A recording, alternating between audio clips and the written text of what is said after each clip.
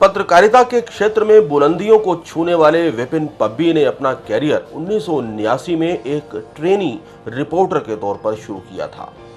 देश के सबसे प्रतिष्ठित अखबारों में से एक इंडियन एक्सप्रेस के साथ उन्होंने अपने कैरियर की शुरुआत की और आज इसी अखबार के वह चंडीगढ़ में रेजिडेंट एडिटर हैं। अपने 30 वर्ष के कैरियर के दौरान उन्हें देश के हर हिस्से में जाने और वहां से रिपोर्टिंग करने का मौका मिला।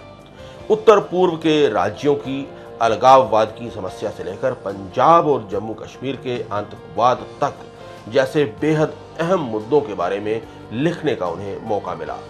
बेहद मिलनसार और सरल स्वभाव के विपिन पब्बी की योग्यता को देखते हुए उनके समाचार पत्र ने उन्हें न केवल अपने चंडीगढ़ संस्करण बल्कि अहमदाबाद और जम्मू कश्मीर संस्करणों की शुरुआत करने की जिम्मेवारी भी सौंपी।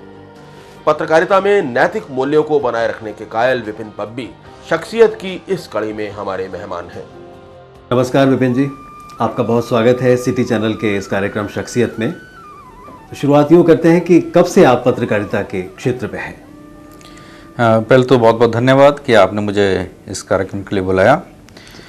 मुझे अब करीब 30 साल होने लगे हैं इस क्षेत्र में। मैं अगले मार्च में 30 साल कंप्लीट करने वाला हूँ। क्या बात है। तो कैसे आप में शौक पैदा हुआ पत्रकारिता के क्षेत्र में आने के लिए? कुछ तो होता है कि बचपन में ही कुछ चीज़ का इंटरेस्ट होता है जी। और मेरे लिए भी यही था कि जब मैं स्कूल में ही था उन्हीं दिनों में मेरे को पेपर पढ़ने का बड़ा शौक था जी। हालांकि मैं हॉस्टल में रहा ज़्यादातर टाइम पे और वहाँ पर जो कमरों में तो आते नहीं थे स्कूल्स में, तो नोटिस बोर्ड के पास एक टेबल थी जहाँ पर न्यूज़पेपर्स पढ़े होते थे जी। और मेरा ये शौक था कि मैं सबसे पहले जाकर सीधा न्यूज़पेपर्स को पढूं और देखूं कि आजकल क्या आसपास हो रहा है। उन दिनों में तो ना टेलीविज़न था, रेडियो भी बड़ा लिमिटेड था जी। तो बेसिकली न्यूज़पेपर्स पर ही डिपेंड करते थे। वहीं से शौक उजागर हुआ जी। पिछले एक दशक में पत्रकारिता के क्षेत्र में बहुत से परिवर्तन हुए हैं, बहुत तेज़ी से परिवर्तन हुए हैं। आप क्या सोचते हैं इस बारे में? ज़मीन आसमान का परिवर्तन हुआ है जी। दो तरीके के परिवर्तन है। एक तो है कि जो न्यूज़ है उसको कैसे ट्रांसमिट करना है, कैसे गैदर करना है और कैसे ट्रांसमिट करना है, और जो दूसरा है कि वो प्रेजेंटेशन कैसी है जी। तो एक तो जैसे मैंने आपको कहा कि 30 साल पहले मैंने ज्वाइन किया था, तो उस टाइम पर एक मेजर प्रॉब्लम ये होती थी कि अगर न्यूज़ आपके पास है भी और अगर आप बाहर हैं कहीं तो उसको अपने दफ्तर तक कैसे पहुंचाया जाए जी। फोटोग्राफ्स को कैसे पहुंचाया जाए।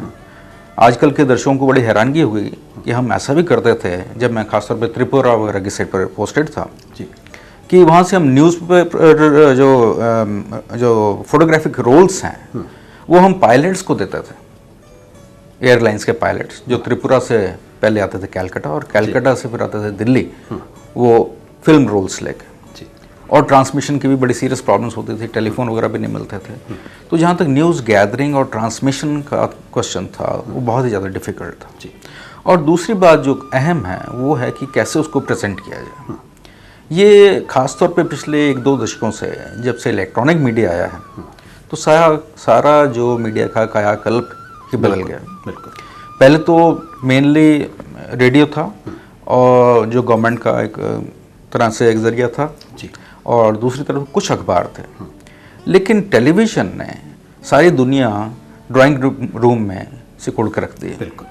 तो तो उसमें क्या हो रहा है कि अब जो कुछ कहाँ पर हो रहा है वो लाइव दिखा रहे हैं और ये पिछले 1-2 दशकों से इतना ज़्यादा हुआ है इसका असर कि अब क्योंकि टेलीविज़न आया है इससे अब न्यूज़ पेपर्स को भी बदलना पड़ रहा है। अब हम सिर्फ वही नहीं कह सकते कि यहाँ पर ये कुछ हुआ, हमें उससे आगे बढ़कर कुछ और भी दर्शकों को बताना पड़ता है। एक ज़माना था जबकि पत्रकारिता देश सेवा और समाज सेवा को एक दूसरे का पर्याय माना जाता था। अब आप क्या लगता है, आपको कैसी स्थिति है अब? देखिए, मैं बिल्कुल जनरलाइज नहीं करना चाहता क्योंकि अभी भी हमारे पास होप है। हमारे पास ऐसे पत्रकार हैं और ऐसे पत्रकारिता है कि जिसके अंदर वो वैल्यूज़ में बिलीव करते हैं जी। वो बिलीव करते हैं कि जो हम आम चीज़ें बेचने वालों में से नहीं हैं, कि हम सोप नहीं बेचते हैं या टूथपेस्ट नहीं बेचते हैं, हमारी है इसके अंदर जिम्मेवारी है।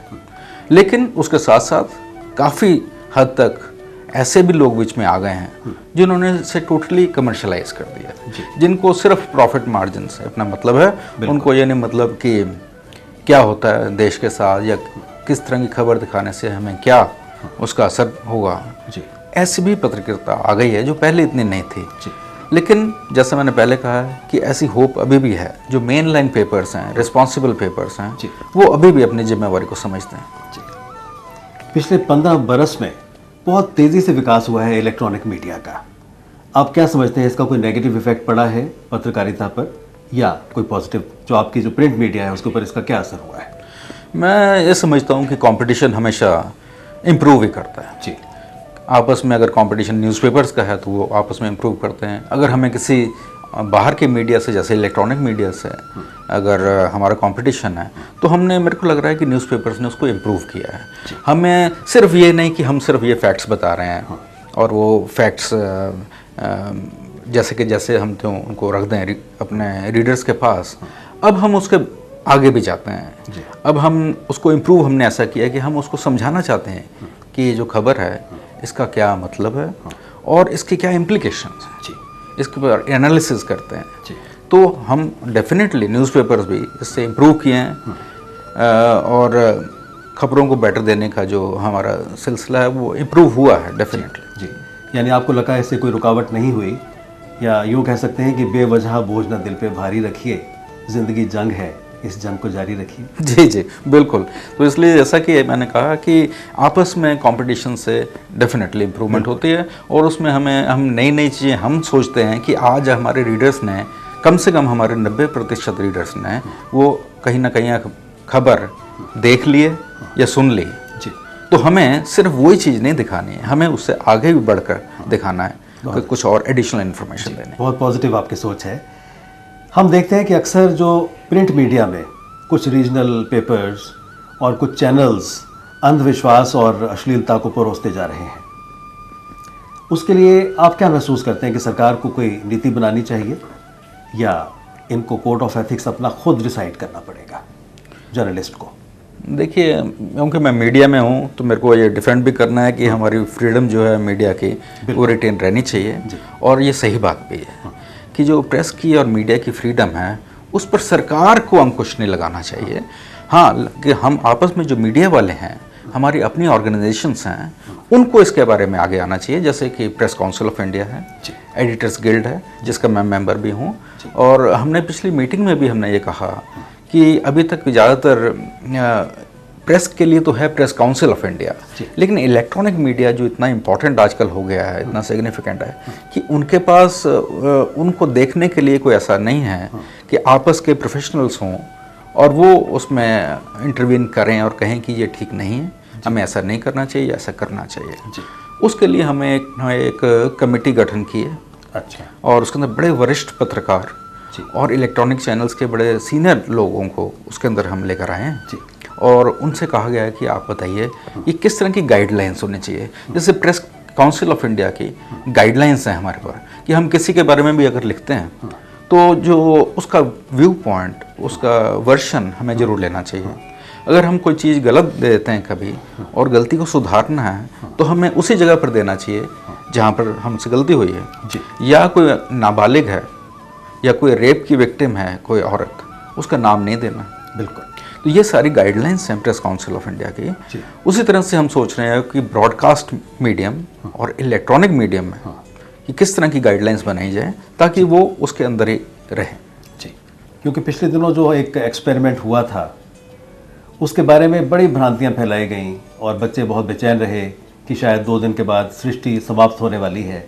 मैं समझता हूँ कि ऐसी चीज़ों का बहुत कुप्रभाव पड़ता है। बहुत को प्रभाव पड़ता है, बल्कि ये भी सुनने में आया कि एक लड़की ने सुसाइड भी कर लिया था। और क्योंकि आम लोगों को इतना नहीं मालूम इसके बारे में, तो वो डिपेंड करते हैं, वो सोचते हैं कि जो इलेक्ट्रॉनिक मीडिया में जो कह रहे हैं या अखबारों में कह रहे हैं वो सच्चाई है। और तो उससे इतना ज़्यादा डर की भावना पैदा हुई। तो मीडिया को चाहिए यह था कि उसको प्रॉपर पर्सपेक्टिव में लाए। किसी भी एक्सपर्ट से बात करते हैं। यहाँ पर पंजाब यूनिवर्सिटी में 4 प्रोफेसर हैं जो उस एक्सपेरिमेंट के साथ रिलेटेड है। बिल्कुल। उनके साथ इंटरव्यू करते और वो बताते कि इसमें कोई भी डरने की बात नहीं है। ये एक एक्सपेरिमेंट हो रहा है एक छोटी सी जगह में और ऐसे एक्सपेरिमेंट चलते रहते हैं। तो मीडिया को अपनी रिस्पॉन्सिबिलिटी डेफिनेटली सोचनी चाहिए कि वो सिर्फ लिख रहे हैं, अपने लिए नहीं लिख रहे हैं, उसको लाखों लोग देख रहे हैं और उससे कई लोग ऐसे हैं जिन पर बड़ा सीरियस प्रभाव पड़ सकता है। जी। जो नीति निर्धारण कर रहे हैं आप ऐसी चीज़ों पर अंकुश लगाने के लिए, उसमें क्या सरकारी नीतियों की तरह ही एक रेटिफिज्म में बहुत धीरे धीरे काम होगा या शीघ्र उसमें काम हो सकता है? जैसा हमने बेस कर रहे हैं उसको प्रेस काउंसिल ऑफ इंडिया के पास जी। तो प्रेस काउंसिल जो है उसको जो उसका चेयरमैन है जो हेड करता है वो जनरली एक रिटायर्ड जज होता है सुप्रीम कोर्ट। जी। बाकी उसके अंदर सारे प्रोफेशनल्स होते हैं। जो चेयरमैन है वो देखता है कि बेसिकली कि लीगल एंगल्स क्या हैं, लेकिन ज़्यादातर बाकी प्रोफेशनल्स होते हैं और वो टाइम बाउंड देते हैं अपने जो राय है किसी चीज़ के बारे में। कोई भी उनको कंप्लेंट कर सकता है हमारे बारे में, तो वो दोनों पार्टीज़ को फिर बुलाते हैं और उन पे अपनी राय दे देते हैं। और ऐसा भी होता है कि वो डायरेक्शन देते हैं कि आप अपने अखबार में माफ़ी मांगिए, आप छापिए, लेकिन सिर्फ उसके अंदर भी एक खामी है और वो खामी ये है कि वो टुथलेस है, यानी कि वो कोई एक्शन नहीं ले सकता।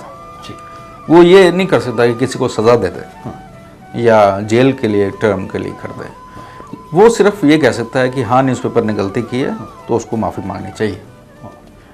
कुछ एक हमारे ही व्यवसाय के लोग हैं जो हम मानते हैं कि इसको थोड़ी और पावर देनी चाहिए, बिल्कुल, ताकि फाइन्स हो या कुछ और भी सीरियस इम्प्रिजनमेंट तक भी हो जी।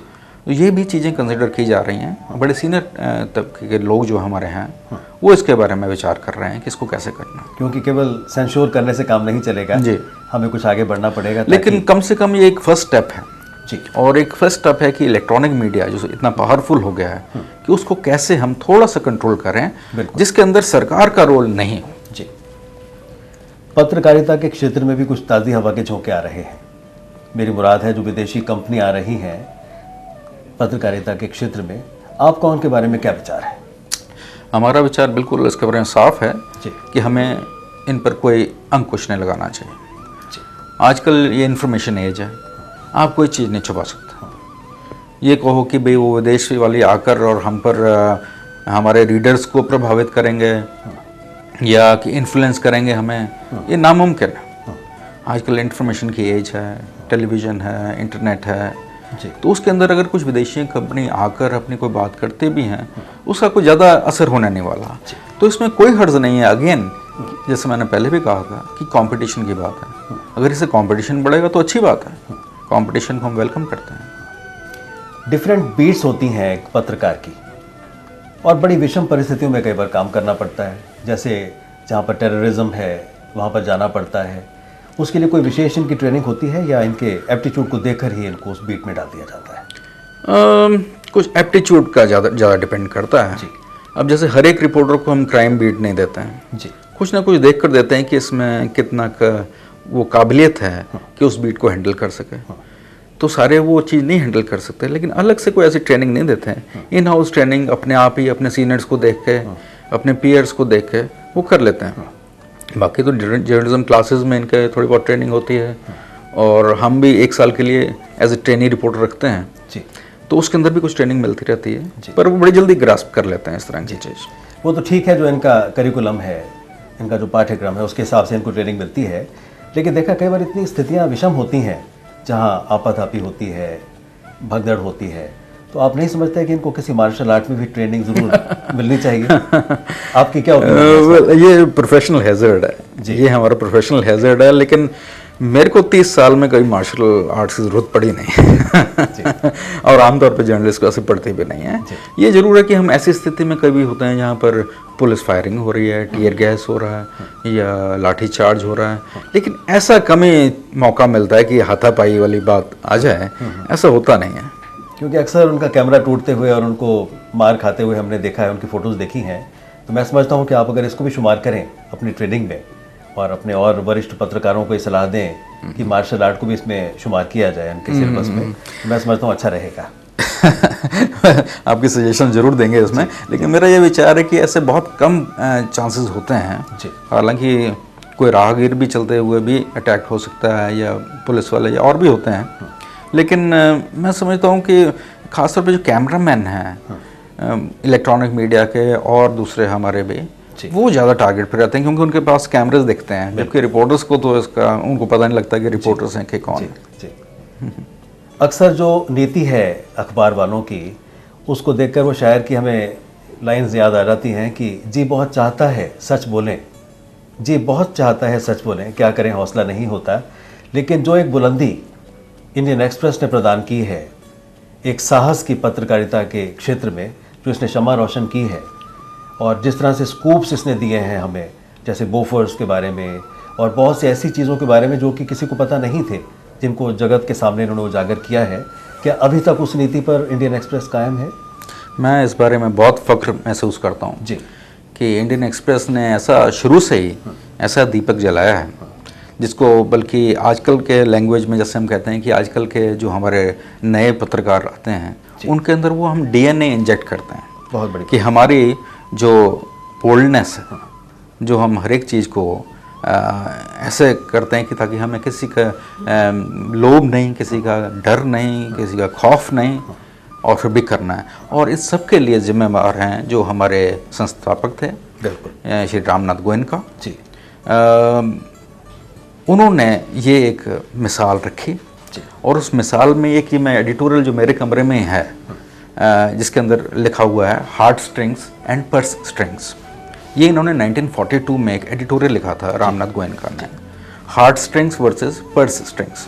उस टाइम पर अंग्रेज़ों ने उनको कहा, और जैसे बाकी अखबारों को भी कहा, कि आप आज़ादी के बारे में लिखना बंद करें और जो हम कहते हैं वही लिखिए।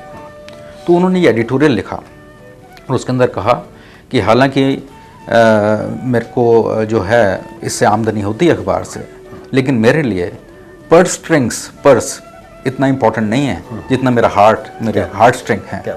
और उन्होंने वो एडिटोरियल लिखा जो एक ऐसा एडिटोरियल था जिससे सबके जो है रोंगटे खड़े हो जाते हैं।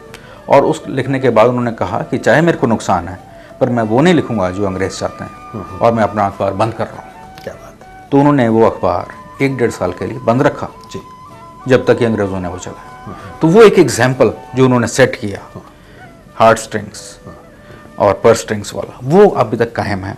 और हमारे जो भी एडिटर्स आते हैं, हमारे सीनियर एडिटर्स हैं, कोई भी हम ऐसा स्टेप लेते हैं तो वो माइंड में हम रखते हैं कि हमें चाहे नुकसान हो जाए, चाहे हमें फाइनेंशियल लॉस हो जाए, चाहे हमें बॉडीली नुकसान हो जाए, चाहे हमारा अखबार बंद हो जाए, जैसे इमरजेंसी में हमने जो स्टैंड लिए, या उसके बाद जो भी कुछ एक्सपोज करना था, और उसके अंदर हमने ये नहीं देखा कि वो बीजेपी का है या कांग्रेस का है या अकालियों का है या कोई और है। तो जो भी हमें लगता है कि जहाँ किसी ने गलती की है, अब जैसे बीजेपी के राज में पेट्रोल पंप स्कैम वगैरह था, वो उसके बारे में हमने लिखा। कांग्रेस के टाइम पर बोफर स्कैम वगैरह था, वो हमने लिखा। हमारे लिए सब एक तरह के एक बराबर हैं। बिल्कुल। हमें किसी से प्यार नहीं इतना, और हमें किसी से दुश्मनी भी नहीं है। हम प्रोफेशनल चलते हैं, और हमें लगता है कि चीज़ को गलत है तो हम उस पर फिर स्टैंड ले लेते हैं। वो हम डट के स्टैंड लेते हैं, और फिर हमें ये खौफ नहीं रहता कि हमारी एडवर्टीजमेंट्स बंद हो जाएंगी, हमारा काम नहीं चलेगा या कुछ है। मैं कहूँगा कि गोयनका साहब की और ऊपर वाले की कृपा से प्रगति कर रहा है एक्सप्रेस। आप ये देख रहे हैं कि यहाँ पर हम बैठे भी हैं और अदरवाइज बाकी सेंटर्स में भी, लेकिन हमने वो अपना जो एक कायम रखा है कि हम कॉम्प्रोमाइज़ नहीं करेंगे। बिल्कुल, हम नहीं करेंगे कॉम्प्रोमाइज़। मेरे को लगता है कि हरियाणा गवर्नमेंट्स की जितनी भी सरकारें हैं, लेटेस्ट को छोड़कर, अभी तक तो नहीं, लेकिन जितनी भी सरकारें आई सब ने हमारे विज्ञापन बंद कर दिए किसी न किसी टाइम पर जी, लेकिन बाद में उनको चालू करने पड़े। हम नहीं गए उनके पास कि आप चालू करिए। तो इस तरह के हम स्टैंड्स लेते हैं, और बिना भेदभाव के, बिना किसी को पर्सनल अटैक किए। बहुत बड़ी बात है। विपिन जी, आपने चंडीगढ़ में इंडियन एक्सप्रेस में एक पत्रकार के रूप में अपने जीवन का आगाज़ किया, और आज आप एक रेजिडेंट एडिटर के रूप में यहाँ पर विराजमान हैं। तो कैसा आपको लगता है यहाँ पर? मेरे लिए मेरे ख्याल से सबसे खुशी का मौका वही था जी, जब मुझे यहाँ के रेजिडेंट एडिटर बनने का मौका मिला। जी, क्योंकि एक जगह जहाँ से आपने स्टार्ट किया है, बिल्कुल, अपने शुरुआती सीखे हैं दौर, और उन एम्प्लॉयज़ के साथ हूँ, उनके साथ काम किया है, वहीं पर ही आकर एडिटर बनना और जिम्मेवारी लेनी, ये बहुत फ़ख्र की बात थी। तो और ख़ास तौर पे इंटरेस्टिंग चीज़ ये हुई कि हालांकि मैं यहाँ पर नहीं रहा, ये मेरा तीसरी बार है कि मैं चंडीगढ़ वापस आया हूँ। इस दौरान मैं जम्मू कश्मीर भी रहा, हिमाचल प्रदेश रहा, नॉर्थ ईस्ट में रहा, या गुजरात में रहा। तो कुछ एम्प्लॉयज़ जो उसी टाइम के अभी तक हैं, जो मेरे साथ जिन्होंने स्टार्ट किया था, अलग अलग लेवल पर, कोई प्रिंटिंग में है, कोई सर्कुलेशन में है, एडवर्टाइजमेंट में है, तो एक बड़ा अच्छा उनके साथ मेल जोल है और बड़े अच्छे रिलेशनशिप्स हैं, हमारे पर्सनल रिलेशनशिप्स हैं।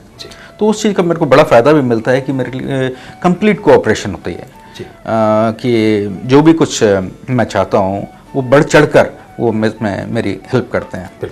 और यहाँ पर मैं एक चीज़ और बताना चाहता हूँ कि जो बड़ी खुशी की बात मेरे लिए पर्सनली भी है और बड़े गौरव की बात हमारे एक्सप्रेस के लिए, कि जब मैंने यहाँ पर स्टार्ट किया था एज ए ट्रेनी रिपोर्टर, तो मेरे चीफ रिपोर्टर, हालांकि डिजिग्नेशन उस टाइम चीफ रिपोर्टर नहीं थी, लेकिन जो रिपोर्टर्स के उस टाइम सिटी रिपोर्टर्स के हेड थे वो थे श्री शेखर गुप्ता।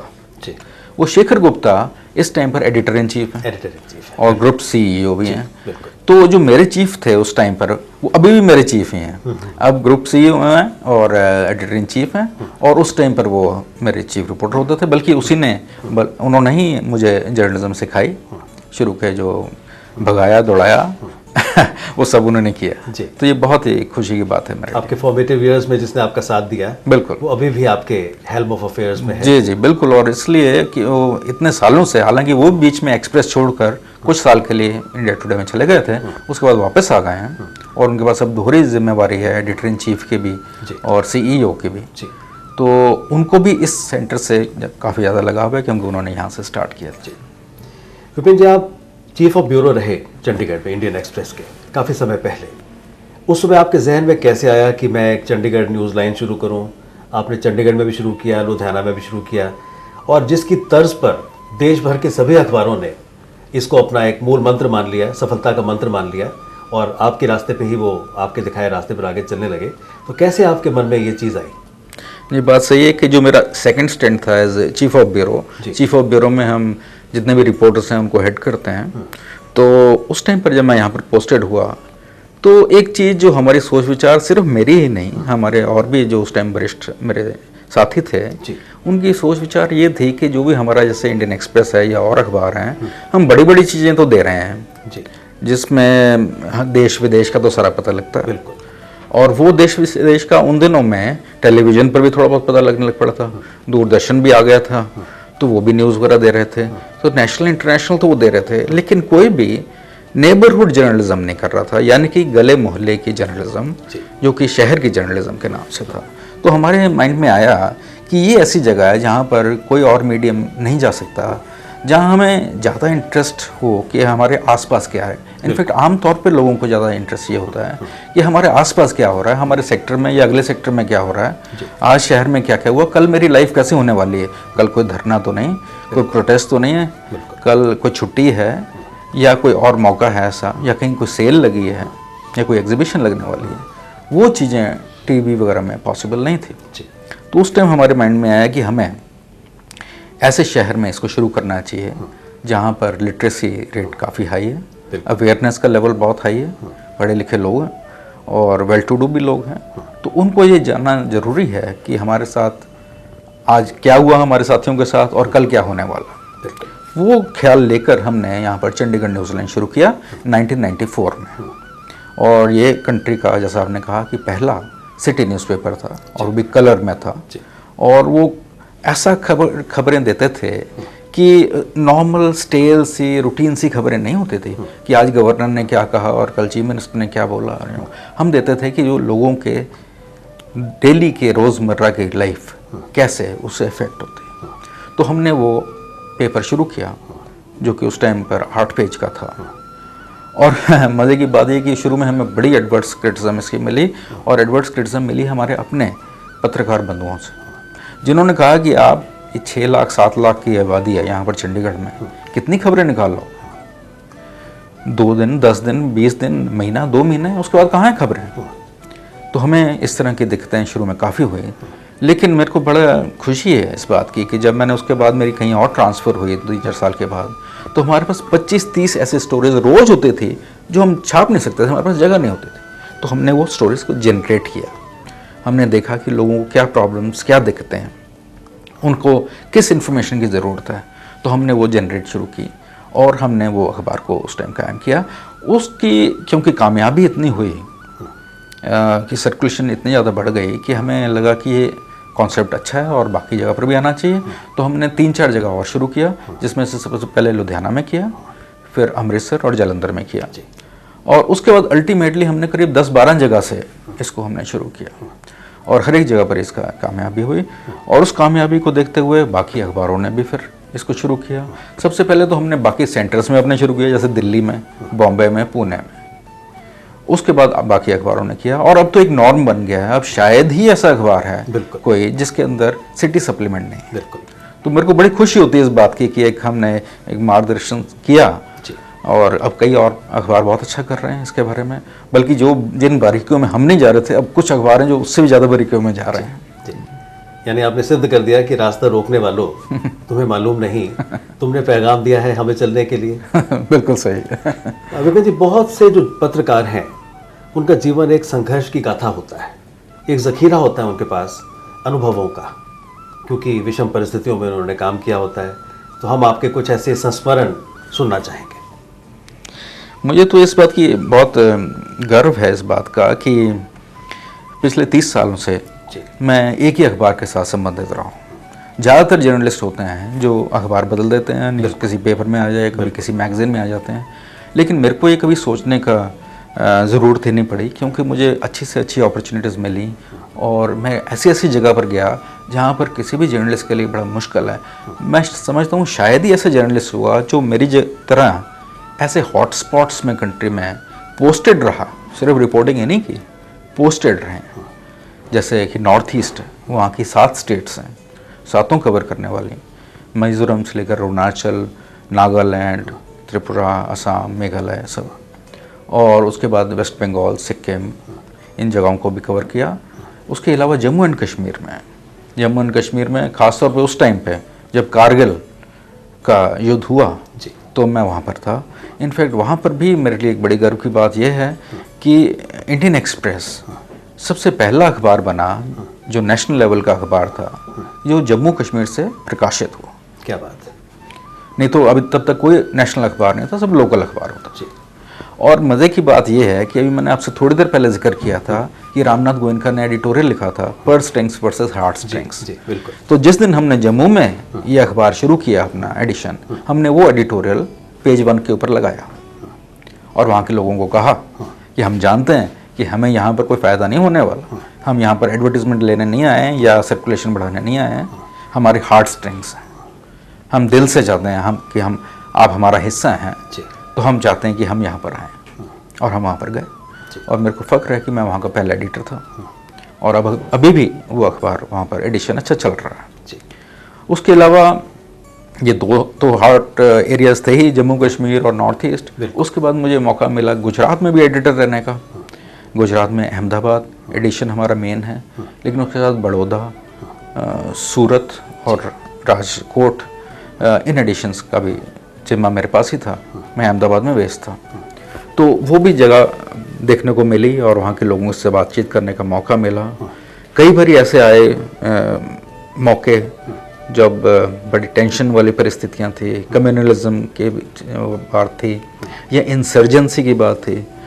वो तो जैसे राजौरी पुंछ में मैंने खुद कई बार इनकाउंटर्स इस तरह के देखे हैं, रिपोर्ट किया है। उस तरह से मैं रिमोट एरियाज़ में गया हूँ, नॉर्थ ईस्ट के अंदर विलेजेस में आर्मी पेट्रोल्स के साथ या उनके ट्रेंचेस में भी रहा हूँ, वो रिपोर्ट करने के लिए ऐसे डिफ़िकल्ट एरिया से। तो एक बड़ा रोमांच था और मुझे बहुत ज़्यादा सपोर्ट मिला अपने न्यूज़पेपर से कि जो भी खबरें मैं लिखता था करता था वो बड़ा अच्छा उसको डिस्प्ले करते थे। तो उन दिनों में अच्छा भी लगता था खतरों से खेलना जी। तो काफ़ी एंजॉय किया वो सारा कुछ जी। आप विपिन जी कहाँ को बिलोंग करते हैं? ये थोड़ा सा मुश्किल इसलिए है कि अब तो जैसे मैंने बताया मैं इतनी जगह पर रहा तो कहीं पर भी ऐसा नहीं कह सकता कि मैं प्रॉपर्ली सेटल्ड हूँ या कहाँ से, लेकिन जो हम बिलोंग करते हैं वो मैं जालंधर से हूँ। जालंधर में एंसेस्ट्रल होम है हमारा पुराना पूर्वजों का। तो वहाँ पर कुछ देर के लिए मैंने पढ़ाई की।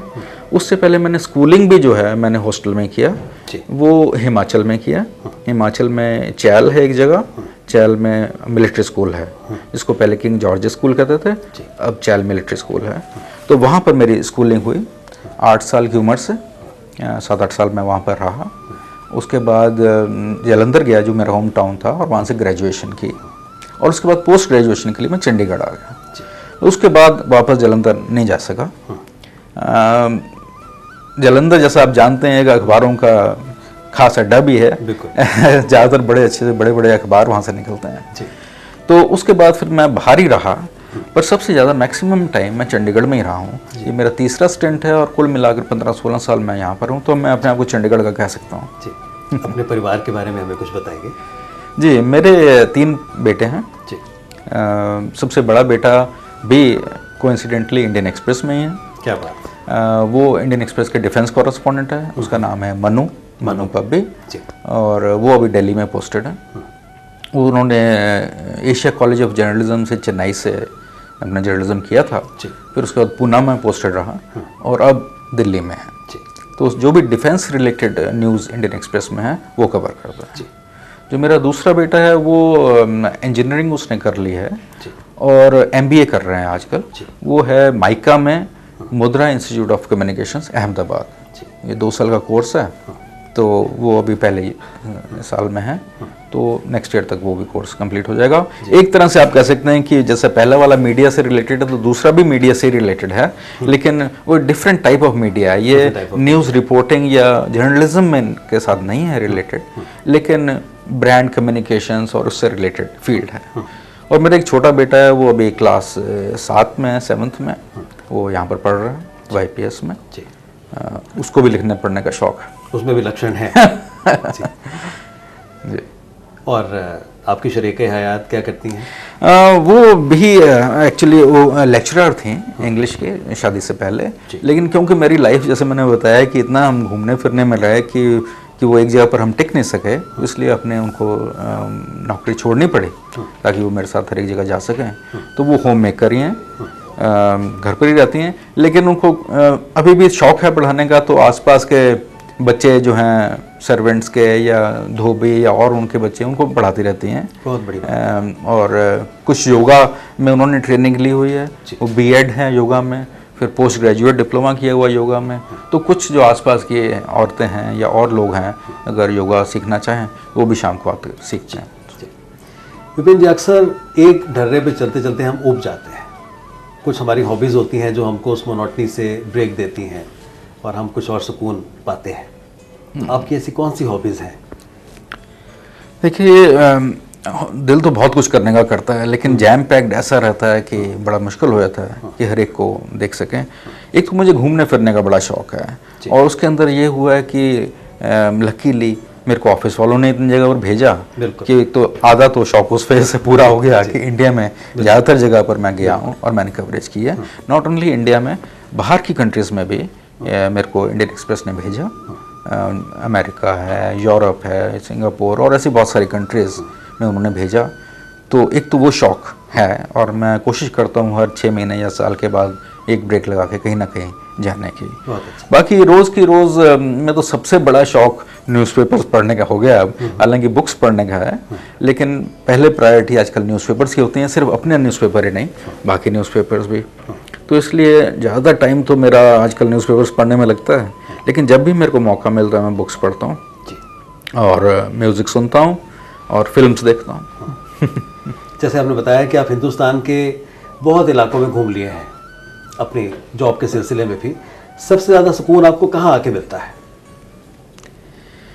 सबसे ज़्यादा सुकून मैंने इसके बारे में दरअसल ज़्यादा सोचा नहीं था, लेकिन मेरे को लग रहा है कि शायद हिमाचल में मिलता है, और उसका मेजर एक रीज़न ये होगा कि मैंने अपने बचपन के 8 साल वहाँ पर गुजारे हैं। बिल्कुल। और उसके बाद 3 साल मैं वहाँ पोस्टेड भी रहा हूँ, और वहाँ पर मैंने किताब भी लिखी है, शिमला देन एंड नाउ करके। क्या बात। उसके भी अब 3rd एडिशन आने वाली है, इसलिए मेरे को शायद वहाँ पर ज़्यादा सुकून लगता है। जी, आपसे मिलकर आज ऐसा लगा हमको, कहते हैं कि जैसे किसी शायर ने कहा था, तुम जो आए तो महकने लगी सारी महफिल, पहले अपनी थी अब तुम्हारी है महफिल। वाह वाह, क्या बात। आपसे मिलके बहुत अच्छा लगा, और आपके दिल की हमने बातचीत सुनी, और मैं समझता हूँ एक ऐसा युवा जो पत्रकार बनना चाहता है, उसे आपसे बहुत सी प्रेरणा मिली होगी और उसे एक मार्गदर्शन मिला होगा। आज आपने हमें बहुमूल्य समय दिया, उसके लिए आपको बहुत बहुत धन्यवाद। मैं आपका भी और सिटी केबल और सारे दर्शकों का बहुत बहुत धन्यवाद करता हूँ कि आपने मुझे मौका दिया।